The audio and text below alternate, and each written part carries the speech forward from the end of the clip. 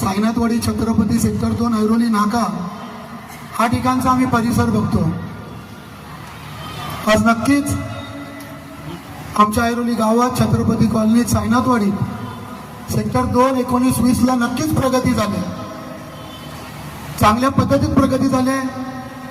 80 ते 90% रस्ते कॉन्क्रीटचे झालेले आहेत, रस्त्यावर दिवाबत्तीची सोय, CCTV कॅमेरे आहेत, बेरोजगारांसाठी उद्योगाच्या संधी आम्ही या ठिकाणी घेतो। आमच्या या प्रभागामध्ये या पॅनलमध्ये पूर्णपणे कार्यपद्धतीवर आमचा अनुभव आहे, परंतु या ठिकाणी जे कोणी दुसऱ्या पक्षातील जे उमेदवार आहेत, जे आमच्या विरोधात या ठिकाणी आहेत,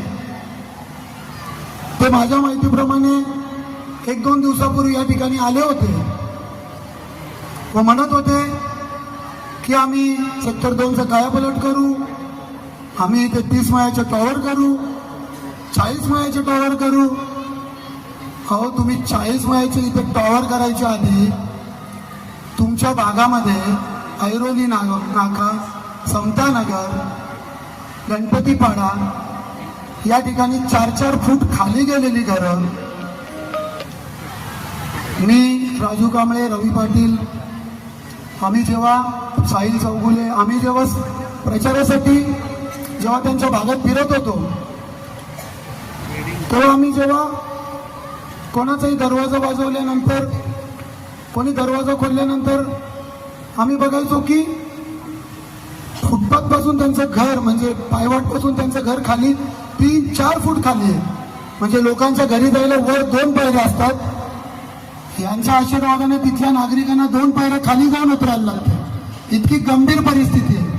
आणि दुसऱ्याच्या प्रभागात येऊन म्हणायचं की आम्ही 40 मळ्याच्या टॉवर बनवू। आज 25 वर्ष झाले त्या ठिकाणी ते कार्य करत आहेत आणि 25 वर्षापासून तेथे कोणाला जर ओटला जरी वाढवायचं असेल, G+1 घर बांधायचं असेल, तर पहिला त्यांची परवानगी घ्यायला लागते। अहो, महानगरपालिकेची परवानगी, सिडकोची परवानगी समजू शकतो, यांची परवानगी घ्यायचा काय संबंध आहे?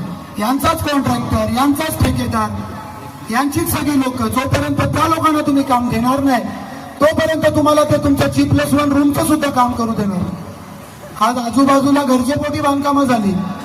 आज आमचे आदरणीय मुख्य नेते एकनाथजी शिंदे साहेब त्या गरजेपोटी घरांना न्याय द्यायचं काम करतायत। आज त्याचा GR सुद्धा निघालाय, परंतु त्या तिथल्या नाक्यावरच्या स्थानिक नेत्याच्या मनमानीमुळे आज त्या ठिकाणी लोकांची गरजेपोटी सुद्धा घरी झालं नाही।